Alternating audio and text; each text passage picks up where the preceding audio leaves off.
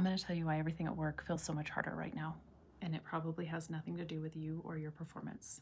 I have been working in people data for 25 years-ish across multiple industries and some pretty big tech companies along the way.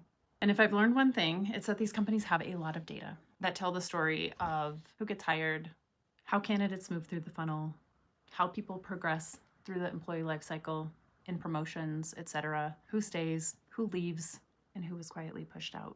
These data sets don't live in isolation, they stack. And when disparities show up early, they compound over time. And there were some pretty obvious patterns. I'm not going to get into specifics about any company or job that I had, but I will tell you that all of the data is available publicly. McKinsey & Company does an annual study every year that is called Women in the Workplace.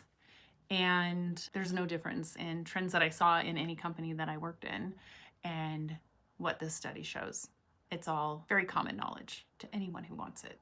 But today I want to talk about corporate culture and some of the policies that we think might be neutral on the surface. But when you dig in a little bit deeper, and let's take return to office mandates as an example. These companies are requiring that people show up in a location, but it's not just about desks. What happens here is access to leaders, visibility, scope expansion gets reshaped by some of these policies. And the people who are able to comply with these mandates are typically the ones who already have proximity to power. And that makes the people who are unable to comply, so think women, caregivers, mid-career professionals, just get filtered out quietly. I think the biggest takeaway for me, and it should be for you too, is that this data is not unclear.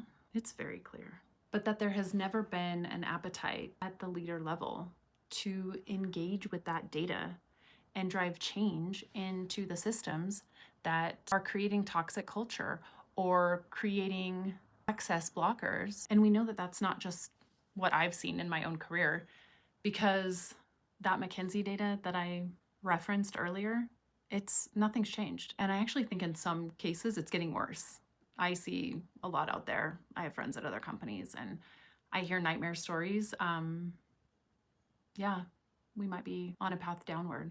In conclusion, if you are in that place where you're feeling like you can't do anything right, where you're feeling like there's this momentum that's working against you constantly, you're not alone. There are a lot of people feeling the same way. And this is just an example of a system that lacks accountability and transparency and the willingness to change their own outputs. But I thought I could at least give you the language to put the puzzle pieces together, and hopefully you don't have to shrink anymore. I don't think that's going to change anytime soon. But you're probably not